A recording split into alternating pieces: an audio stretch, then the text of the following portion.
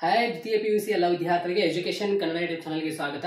ಇವತ್ತಿನ ಈ ಒಂದಿನಲ್ಲಿ ದ್ವಿತೀಯ ಪಿಯುಸಿಯ ಇತಿಹಾಸ ಆಯ್ತಾ ಹಿಸ್ಟ್ರಿ ನಾವು ಇಂಪಾರ್ಟೆಂಟ್ ಕ್ವಶನ್ಸ್ ಡಿಸ್ಕಷನ್ ಮಾಡ್ತಾ ಇದ್ದೇವೆ. 2025 ವಾರ್ಷಿಕ ಪರೀಕ್ಷೆಯಲ್ಲಿ ನಿಮಗೆ ಯಾವ ಕ್ವಶನ್ಸ್ಗಳು 5 ಮಾರ್ಕ್ಸ್ ನಲ್ಲಿ ಮತ್ತು 10 ಮಾರ್ಕ್ಸ್ ನಲ್ಲಿ ಮತ್ತು 2 ಮಾರ್ಕ್ಸ್ ನಲ್ಲಿ ಇಂಪಾರ್ಟೆಂಟ್. ಇಲ್ಲಿ ಎಲ್ಲ ವಿದ್ಯಾರ್ಥಿಗಳಿಗೆ ನಾನು ಸ್ಕ್ರೀನ್ ಮೇಲೆ ಪ್ರಶ್ನೆಗಳು ತೋರಿಸ್ತಾ ಇದ್ದೇನೆ. ಸೊ ಎಲ್ಲ ವಿದ್ಯಾರ್ಥಿಗಳು ಸ್ಕ್ರೀನ್ ಶಾಟ್ ತೆಗೆದುಕೊಂಡು ಅಭ್ಯಾಸ ಮಾಡಿ ವೇಟ್ ಮಾಡಿ ಮುಂದೆ ತೋರಿಸ್ತೀನಿ.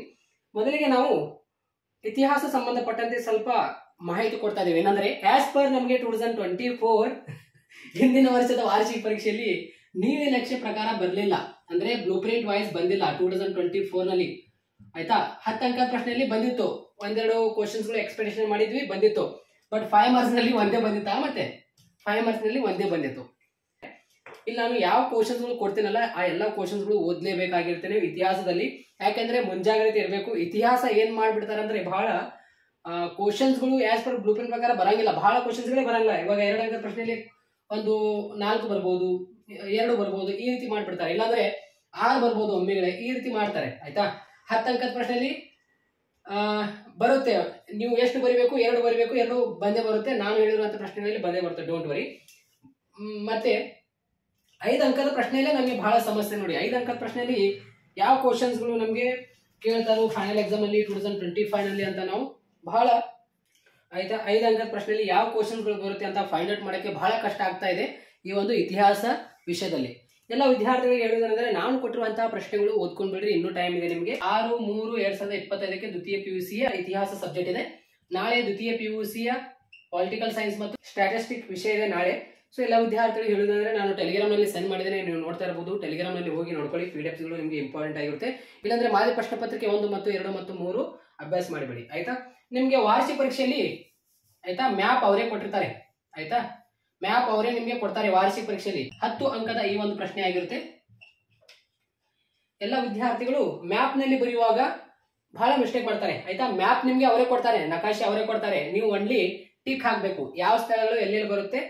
ನೀವು ಗುರುತಿಸಿದ ಪ್ರತಿ ಸ್ಥಳದ ಬಗ್ಗೆ 2-3 ವಾಕ್ಯದಲ್ಲಿ ಬರೀಬೇಕಾಗಿರುತ್ತೆ. ನೀವು ಬರೆದ ತಕ್ಷಣ 10ಕ್ಕೆ 10 ಅಂದ್ರೆ 1 ಮಾರ್ಕ್ಸ್ ನಿಮ್ಗೆ. ನೀವು ಗುರುತಿಸುವಂತಹ ಸ್ಥಳಕ್ಕೆ 1 ಮಾರ್ಕ್ಸ್. ಅದೇ ರೀತಿ ನೀವು ವಿಶೇಷಣೆ ನೀವು ಎಕ್ಸ್ಪ್ಲೇಷನ್ ಏನ್ ಮಾಡಿರ್ತೀರ ಅದಕ್ಕೆ 1 ಮಾರ್ಕ್ಸ್ ಆಯ್ತಾ. ಟೋಟಲ್ ಆಗಿ 5 ಸ್ಥಳಗಳು ಬರಿಬೇಕು. ಆ ಗುರುತಿಸಿದ 5 ಸ್ಥಳಗಳ ಬಗ್ಗೆ ನೀವು ಬರಿಬೇಕು 2-3 ವಾಕ್ಯದಲ್ಲಿ ಆಯ್ತಾ. ಅಂದಾಗ ನಿಮ್ಗೆ 10 ಮಾರ್ಕ್ಸ್ ಬರುತ್ತೆ. ಇವಾಗ ಮ್ಯಾಪ್ ನಿಮ್ಗೆ ಅವರೇ ಕೊಟ್ಟಿರ್ತಾರೆ ವಾರ್ಷಿಕ ಪರೀಕ್ಷೆಯಲ್ಲಿ. ನಿಮ್ಗೆ ಮ್ಯಾಪ್ ಅವರೇ ಕೊಟ್ಟಿರ್ತಾರೆ ವಾರ್ಷಿಕ ಪರೀಕ್ಷೆಯಲ್ಲಿ. ನೀವು ಏನ್ ಮಾಡ್ಬೇಕಂದ್ರೆ ಇವಾಗ ಯಾವ ಒಂದು ಸ್ಥಳ ಎಲ್ಲಿ ಬರುತ್ತೆ, ಇವಾಗ ಫಾರ್ ಎಕ್ಸಾಂಪಲ್ ದೆಹಲಿ ಇಲ್ಲಿ ಬರುತ್ತೆ ಅಂತ ಅನ್ಕೊಳ್ಳಿ ಆಯ್ತಾ. ನೀವೇನ್ ಮಾಡ್ಬೇಕು, ಅದಕ್ಕೆ ಆಪ್ಷನ್ ಕೊಡಬೇಕು.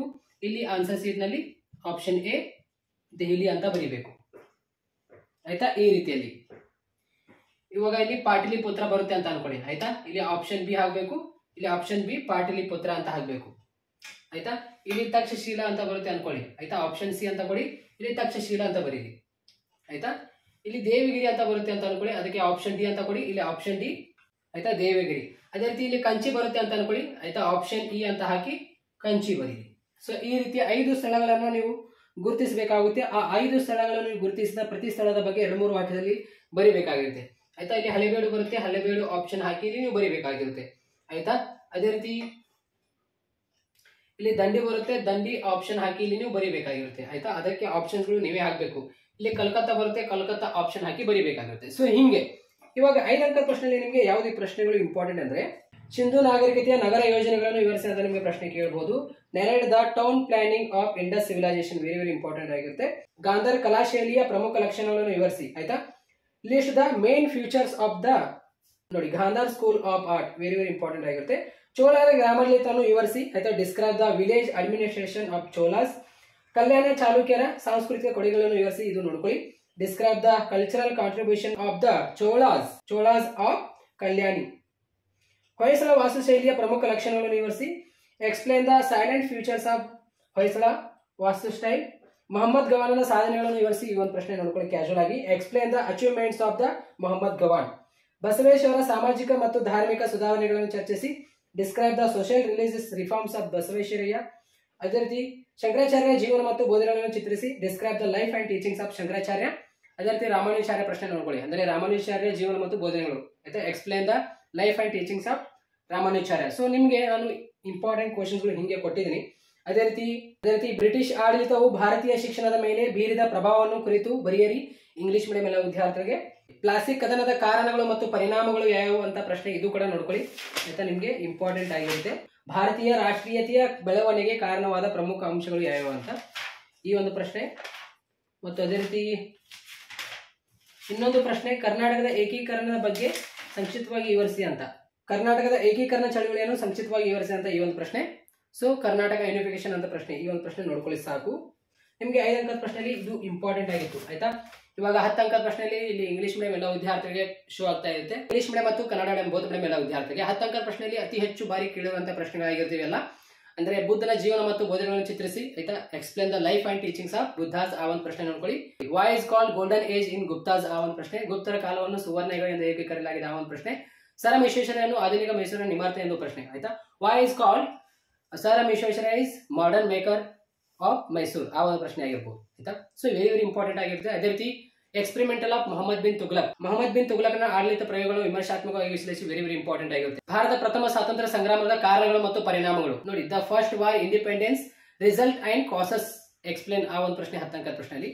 ಮತ್ತು ಅದೇ ರೀತಿ ವಿಜಯನಗರ ಸಾಮ್ರಾಜ್ಯದ ಸಾಂಸ್ಕೃತಿಕ ಕೊಡುಗೆಗಳನ್ನು ವಿವರಿಸಿ, ಈ ಒಂದು ಪ್ರಶ್ನೆ ನೋಡ್ಕೊಳ್ಳಿ ಆಯ್ತಾ. ಇದು ಕೂಡ ವೆರಿ ವೆರಿ ಇಂಪಾರ್ಟೆಂಟ್ ಆಗಿರುತ್ತೆ ನಿಮಗೆ. Explain the cultural contribution of Vijayanagara empire, ಇದು 10 ಅಂಕದ ಪ್ರಶ್ನೆಯಲ್ಲಿ. ಅಶೋಕನ ಜೀವನ ಮತ್ತು ಸಾಧನೆಗಳು ಏನಿದೆಯಲ್ಲ, ಮೇ ಬಿ ಇದು ಸುಮ್ಮನೆ ನೋಡ್ಕೊಳ್ಳಿ ಕ್ಯಾಶುವಲ್ ಆಗಿ, ಮೇ ಬಿ ನನ್ನ ಪ್ರಕಾರ ಕೇಳಂಗಿಲ್ಲ ಅದು ಆಯ್ತಾ. ಅಲ್ಲಾವುದ್ದೀನ್ ಖಿಲ್ಜಿಯ ಸೈನಿಕ ಸಾಧನೆಗಳನ್ನು ವಿಶ್ಲೇಷಿಸಿ, ವೆರಿ ವೆರಿ ಇಂಪಾರ್ಟೆಂಟ್ ಆಯ್ತಾ. Analyse the military achievements of Alauddin Khilji ಆಯ್ತಾ. ಮತ್ತು ಅದೇ ರೀತಿ ಭಾರತದ ರಾಷ್ಟ್ರೀಯ ಚಳವಳಿಯಲ್ಲಿ ಗಾಂಧೀಜಿಯ ಪಾತ್ರ ಆಯ್ತಾ. Discuss the rule of Gandhiji in Indian national movement. So ಹಿಂಗೆ ನಿಮಗೆ ಇಂಪಾರ್ಟೆಂಟ್ ಕ್ವಶನ್ಸ್ಗಳಾಗಿತ್ತು. ಸೊ ಇವಾಗ ಇಂಗ್ಲಿಷ್ ಮೀಡಿಯಂ ಎಲ್ಲ ವಿದ್ಯಾರ್ಥಿಗಳಿಗೆ ಇಲ್ಲಿ 2 ಅಂಕದ ಪ್ರಶ್ನೆಗಳು ಮೇನ್ ಕ್ವಶನ್ಸ್ಗಳಾಗಿರುತ್ತೆ. ಮತ್ತು ಕನ್ನಡ ಮೀಡಿಯಂ ಬೋಧೆ ಮೀಡಿಯಂ ಎಲ್ಲ ವಿದ್ಯಾರ್ಥಿಗಳಿಗೆ ಮೇನ್ ಕ್ವಶನ್ಗಳು ಇಲ್ಲಿ ಸ್ಕ್ರೀನ್ ಮೇಲೆ ತೋರಿಸಿದ್ದೇನೆ. ಸೊ ಈ ಪ್ರಶ್ನೆಗಳು ಮೇನ್ ಅಭ್ಯಾಸ ಮಾಡಬೇಕಾಗಿರುತ್ತೆ, ವೆರಿ ವೆರಿ ಇಂಪಾರ್ಟೆಂಟ್ ಆಗಿರುತ್ತೆ. ಸೊ ಈ ರೀತಿ ಎಲ್ಲ ವಿದ್ಯಾರ್ಥಿಗಳು ಅಭ್ಯಾಸ ಮಾಡಿ. ಇತಿಹಾಸ ಬಹಳ ಈಜಿ ಇದೆ. ನಾನು ಕೆಳಗಡೆ ಕಮೆಂಟ್ ಬಾಕ್ಸ್ ನಲ್ಲಿ 80 ಔಟ್ ಆಫ್ 80 ವಿಡಿಯೋ ಲಿಂಕ್ ಕೊಟ್ಟಿರ್ತೇನೆ. ಎಲ್ಲ ವಿದ್ಯಾರ್ಥಿಗಳು MCQ ಕ್ವಶನ್ಸ್ ಮತ್ತು ಫಿಲ್ ಇನ್ ದ ಬ್ಲಾಂಕ್ಸ್ ಮತ್ತು ಅದೇ ರೀತಿ ಮ್ಯಾಚ್ ದ ಫಾಲೋಯಿಂಗ್ ಕ್ವಶನ್ಸ್ ಮತ್ತು ಒನ್ ವರ್ಡ್ ಕ್ವಶನ್, ಇಲ್ಲಿ 20 ಮಾರ್ಕ್ಸ್ ಬರುತ್ತೆ ಬೋತ್ ಮೀಡಿಯಂ ಎಲ್ಲ ವಿದ್ಯಾರ್ಥಿಗಳಿಗೆ. ಕೆಳಗಡೆ ಕಮೆಂಟ್ ಬಾಕ್ಸ್ ನಲ್ಲಿ ಲಿಂಕ್ ಕೊಟ್ಟಿರ್ತೇನೆ.